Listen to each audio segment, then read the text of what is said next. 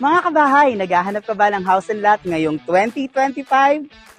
A townhouse unit for 2 bedrooms and 1 toilet and bath?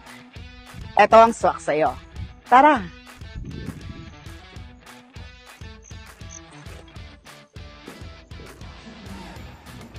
Nandito tayo ngayon sa actual turnover ng Jasmine 2-story townhouse.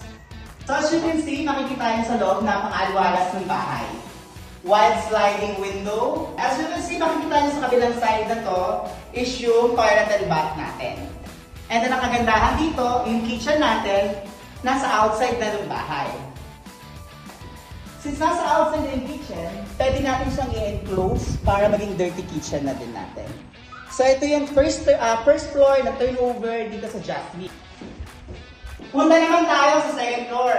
Tara! Nandito tayo ngayon sa second floor ng actual turnover ng Jasmine Town 2-story townhouse.